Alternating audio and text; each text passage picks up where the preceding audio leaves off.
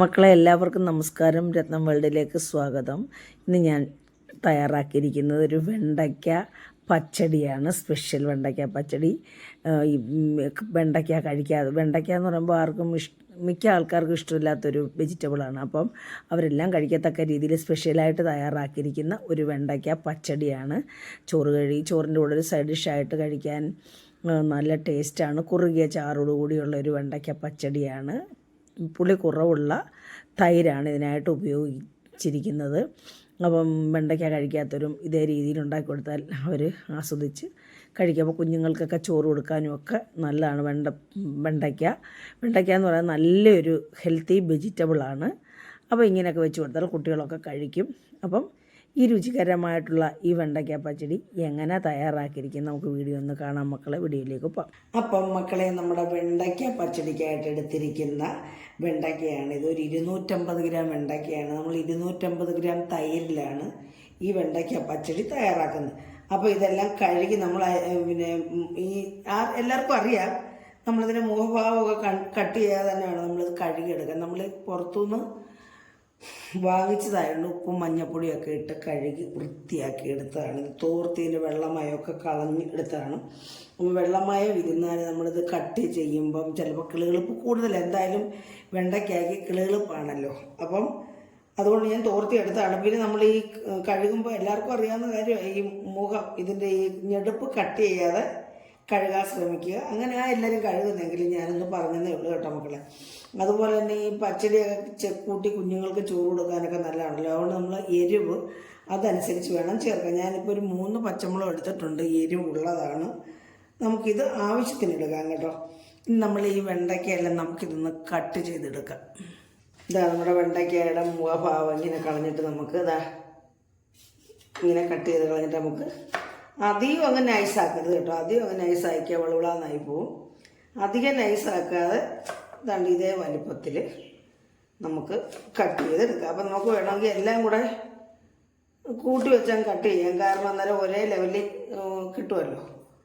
അപ്പം ഇപ്പം എല്ലാം കൂടെ ഞാൻ കുറച്ചിങ്ങനെ എടുത്ത് നല്ല കിളർന്ന് ഉണ്ടാക്കി കണ്ടില്ലേ, പെട്ടെന്ന് നമുക്ക് കട്ട് ചെയ്യാൻ പറ്റുന്നുണ്ട്. ഇങ്ങനെ കൂട്ടിയെടുത്തിട്ട് നമുക്ക്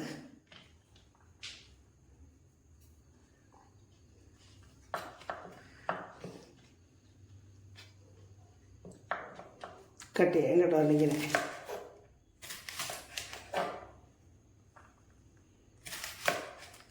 ഉണ്ടാക്കിയാന്ന് പറയുമ്പോൾ കിളുകിളുപ്പാണല്ലോ.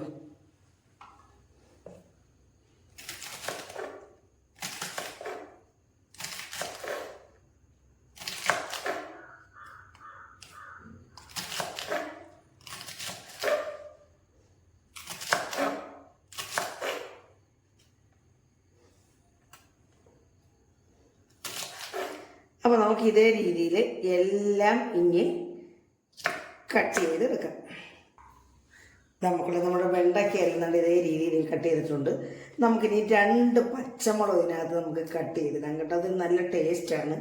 എണ്ണയ്ക്കകത്ത് ഇങ്ങനെ മൂത്ത് വരുമ്പോൾ നമുക്കിതിൻ്റെ ഫ്ലേവറൊക്കെ ഇതിനകത്ത് കിട്ടും. അപ്പം നമുക്കതൊരു ഇച്ചിരി വലുതായിട്ട് എണ്ണയ്ക്കകത്ത് മൂപ്പിച്ചെടുക്കാനാണ് ഇത്. 2 മതി. അപ്പോൾ ഇത് കിടക്കുമ്പോൾ നമുക്ക് കാണാമല്ലോ, കുഞ്ഞുങ്ങൾക്കൊക്കെ കൊടുക്കുമ്പോഴേ. 2 പച്ചമുളക് ഞാൻ ഇതിനകത്ത് ചേർക്കാനായിട്ട് കട്ട് ചെയ്തിട്ടുണ്ട്. നമുക്കിനി നമ്മുടെ വെണ്ടയ്ക്ക ഒന്ന് വറുത്തെടുക്കണം. അപ്പോൾ അതിന് നമുക്ക് ഈ പാത്രത്തിലോട്ട് മാറ്റിയിട്ട് നമുക്കൊരിച്ചിരി ഉപ്പ് ചേർത്ത് കൊടുക്കാം. വെണ്ടയ്ക്കകത്ത് ഇച്ചിരി ഉപ്പ് പിടിക്കണമല്ലോ, അതുകൊണ്ട് ഞാൻ ഇതിനകത്ത് ചേർത്തിട്ട് നമുക്ക് ഉപ്പ് ചേർത്ത് കൊടുക്കാം. 1/2 സ്പൂൺ ഉപ്പ് ചേർക്കും കേട്ടോ മക്കളെ. ഇതൊന്ന് കൂട്ടിപ്പരട്ടാം. 5 മിനിറ്റോ ഇച്ചിരി നേരം ഒന്ന് മാറ്റി വെക്കാം നമുക്കിതിനകത്തൊക്കെ ഉപ്പൊന്ന് പിടിക്കാൻ വേണ്ടിയേ. അപ്പോഴത്തേന് നമുക്ക് ഇനി ഇതിന് അരപ്പ് റെഡിയാക്കി വെക്കാം. നമ്മൾ അരപ്പൊക്കെ റെഡിയാക്കി വെച്ചതിന് ശേഷം വേണം നമ്മളിത് വറുത്തെടുക്കാൻ. നമുക്കിത് എണ്ണയ്ക്കത് വറുത്തെടുക്കേണ്ടതാണ്. അപ്പോൾ നമുക്ക് അരപ്പ് റെഡിയാക്കാം.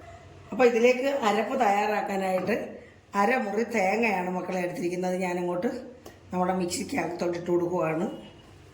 ഒരു വലിയ തേങ്ങയുടെ 1 മുറി തേങ്ങ കേട്ടോ. ഇനി ഇതിലേക്ക് ഒരു 1/4 സ്പൂൺ ജീരകം കൂടി ചേർത്ത് കൊടുക്കാം, ഫൈനായിട്ട് അരയ്ക്കാനായിട്ട്. അപ്പോൾ പിന്നെ നമ്മളിതിലേക്ക് ദാണ്ടെ ഒരു പച്ചമുളകിൻ്റെ പകുതി എടുത്ത് നമ്മളിതൊന്ന് ഒടിച്ചിടുവാണ്. കാരണം ആദ്യം 2 പച്ചമുളക് നമ്മൾ വറക്കാനായിട്ട് എടുത്തു. പിന്നെ ഈ ഒരു പച്ചമുളകിൻ്റെ പകുതിയും കൂടെ മതി, അല്ലെങ്കിൽ എരിച്ചാലോ. അതുകൊണ്ട് നമുക്കിനി ഇത് വെള്ളം ഒഴിച്ച് കുറച്ച് ആവശ്യത്തിന് വെള്ളം ഒഴിച്ച് നല്ല ഫൈൻ പേസ്റ്റാക്കി അരയ്ക്കണം. ഞാൻ അരച്ചുകൊണ്ടോട്ടെ. വെണ്ടയ്ക്ക വറുത്തെടുക്കണമേ. അത് നമ്മുടെ ചട്ടി ചൂടായി, ഇൻഡാലിയത്തിൻ്റെ ചീനിച്ചട്ടിയാണ്. അതിലേക്ക് ഞാൻ 2 ടേബിൾ സ്പൂൺ കണക്കാക്കി വെളിച്ചെണ്ണ ഒഴിച്ചു കൊടുക്കുവാണ്. അപ്പോൾ ഇത് വെളിച്ചെണ്ണ എന്നിട്ട് മൂക്കട്ട, എന്നിട്ട് നമുക്കിതിലിട്ട് വറുത്ത് കോരിയെടുക്കാം. അപ്പോൾ നമ്മുടെ വെളിച്ചെണ്ണ ചൂടായിട്ട് നമുക്കിതിൽ കുറേശ്ശെ ഇട്ട് കൊടുത്ത് ഇത് കിളുകിളിപ്പൊക്കെ കുറവുണ്ട്. നമ്മൾ ഈ ഉപ്പിട്ട് നമ്മളിങ്ങനെ വെച്ചിരുന്ന കിളുകിളിപ്പ് കുറഞ്ഞ് കിട്ടും കേട്ടോ. അപ്പോൾ എന്നാലും ഇതിൻ്റെ വെള്ളമയമൊക്കെ ഉണ്ട്. അത് പിന്നെ ചിലപ്പോൾ നമ്മുടെ ദേഹത്തൊക്കെ തെറിച്ച് വിടാനുള്ള സാധ്യതയുണ്ട്. അതുകൊണ്ട് ശ്രദ്ധിച്ച് വേണം അതിനകത്തോട്ട് ഇടാനായിട്ട്. മുഖത്തൊക്കെ മക്കളെ കൂടുതൽ മൂത്ത് പോകരുത് കേട്ടോ, കരിഞ്ഞ് അങ്ങ് ഇതിൻ്റെ പച്ചപ്പ് മൊത്തം മാറി മൂത്ത് കഴിഞ്ഞത് കഴിക്കും കേട്ടോ. അപ്പോൾ അതിന് ടേസ്റ്റ് അതേ രീതിയിൽ നിൽക്കണമെന്നുണ്ടെങ്കിൽ ഇത് മൊത്തം കരിയരുത്. ഈ പച്ച കളറ് അധികം മാറണ്ട കേട്ടോ. താണ്ട് ഈ പരുവേ ആകാവുള്ളൂ കേട്ടോ, അല്ലെങ്കിൽ കഴിക്കും. ഇതിന് കോരിയെടുക്കാം.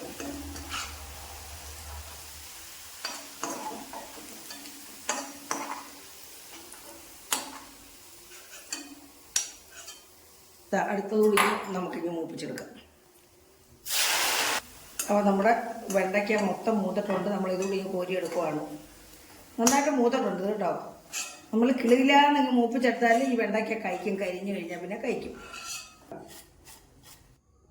250 ഗ്രാം അളവിലുള്ള ഒരു കട്ട തൈരാണിത്, കണ്ടില്ലേ.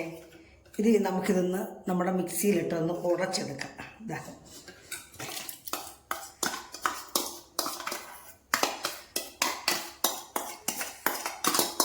നമ്മൾ ഈ തൈരിനകത്ത് വെള്ളമൊന്നും ചേർക്കത്തില്ല കേട്ടോ. അപ്പോൾ ജസ്റ്റ് ഒന്ന് കറക്കുകയേ ചെയ്യാവുള്ളൂ കേട്ടോ, അല്ലെങ്കിൽ നമുക്ക് വെള്ളമായി പോകും. 2 ടീസ്പൂൺ കടുകും കൂടെ നമുക്ക് ചതച്ചെടുക്കണം കേട്ടോ. അങ്ങ് അരച്ചെടുക്കണ്ട, ചതച്ചാൽ മതി. അതാണ് അതിൻ്റെ ഒരു ടേസ്റ്റ്. അപ്പോൾ നമുക്കിതൊന്ന് ചതയ്ക്കാം. ഈ കല്ലേലിട്ട് ഇങ്ങനെയാണ് ഞാൻ ചതയ്ക്കുന്നത് കേട്ടോ. നമുക്ക് മിക്സിക്കകത്തല്ലെങ്കിൽ നമ്മൾ പിന്നെ അരച്ചെല്ലാം കഴിയുമ്പോൾ നമ്മുടെ അരപ്പിനകത്തിട്ട് ഒരു ക്രഷ് അല്ലെങ്കിൽ 2 ക്രഷ് ചെയ്തെടുക്കാം. അങ്ങനെ ആയാലും ചെയ്യാം. ഇതിപ്പോൾ ഞാൻ ഇതാ കണ്ടില്ലേ, ഇതേപോലെ ആയിട്ടുണ്ട്.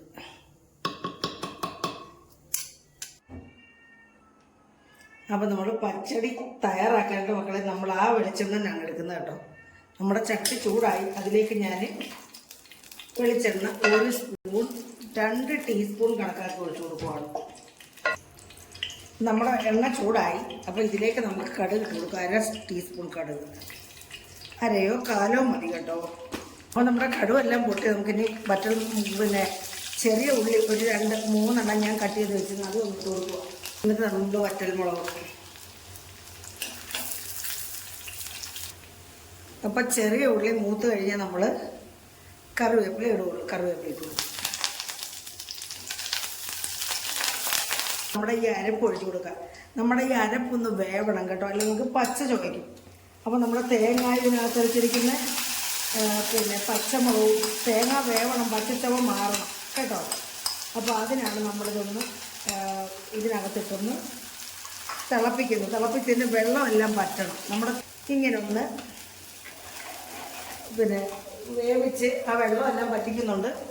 പിന്നെ ഇതിലേക്ക് ഈ സമയത്ത് നമ്മൾ അരച്ച് വെച്ചിരിക്കുന്ന കടുക് ചേർത്ത് കൊടുക്കുക. അപ്പോൾ കടുവിൻ്റെ പച്ചച്ചവയൊക്കെ മാറണം. അപ്പോൾ ഇത് വേവണം, എങ്കിലേ ഈ പച്ചടിക്ക് ടേസ്റ്റ് ഉണ്ടാവുള്ളൂ. ഒരു 1/2 ടീസ്പൂൺ ഉപ്പ്. പിന്നെ നമുക്ക് തൈര് ചേർത്ത് കഴിഞ്ഞിട്ട് ഉപ്പ് നോക്കിയിട്ട് ചേർത്ത് കൊടുക്കും. നമുക്കിത് അടുപ്പിൽ നിന്ന് ഇറക്കി വെച്ചിട്ട് നമുക്ക് തൈര് ചേർത്ത് കൊടുക്കാം. നമുക്കിനി ഇതിലേക്ക് നമ്മുടെ അടിച്ചു വച്ചിരിക്കുന്ന തൈര് ചേർത്ത് കൊടുക്കാം.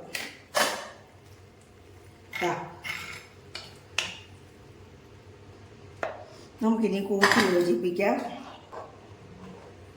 ഉപ്പൊന്ന് നോക്കാം. ഉപ്പ് നോക്കിയിട്ട് നമുക്ക് ആവശ്യത്തിന് ഉപ്പ് ചേർക്കാം. ഫ്രൈ ആക്കി വെച്ചിട്ട് നമ്മുടെ വെണ്ടയ്ക്ക ഇട്ട് കൊടുക്കാം.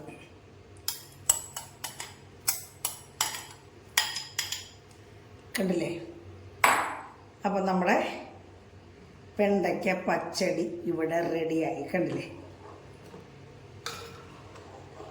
ഇതിന് അടച്ചു വെച്ചിരുന്ന് നമ്മളൊരു 2-3 മണിക്കൂർ കഴിഞ്ഞതിന് ശേഷം ഇത് വിളമ്പാവുള്ളൂ. എങ്കിലേ ഇതിൻ്റെ പുളിയും ഇതിൻ്റെ ടേസ്റ്റൊക്കെ നമ്മുടെ ഈ വെണ്ടയ്ക്കകത്ത് പിടിക്കത്തുള്ളൂ. ഇതിൽ നമുക്ക് നോക്കാം. നല്ല ടേസ്റ്റ്. അപ്പം മക്കളെ, നമ്മൾ ഇതിൽ ആ പച്ചമുളകും കൂടെ മൂപ്പിച്ചിട്ടുണ്ടായിരുന്നു കേട്ടോ. അപ്പം നമ്മുടെ പച്ചടി ഇവിടെ റെഡി ആയിട്ടുണ്ട്. എല്ലാവർക്കും ഇഷ്ടപ്പെട്ട് കാണുമെന്ന് വിശ്വസിക്കുന്നു മക്കളെ. പഴയതുപോലെ അമ്മയെ സപ്പോർട്ട് ചെയ്യുക, കമൻറ്റ് ചെയ്യുക, ലൈക്ക് ചെയ്യുക. ആദ്യമായിട്ട് കാണുന്ന മക്കൾ സബ്സ്ക്രൈബ് ചെയ്തുകൂടെ അമ്മയെ സഹായിക്കുക. അടുത്ത ഒരു നല്ല വീഡിയോ ആയിട്ട് വരുന്നവരെയും മക്കളെ എല്ലാവർക്കും എൻ്റെ നന്ദി, നമസ്കാരം.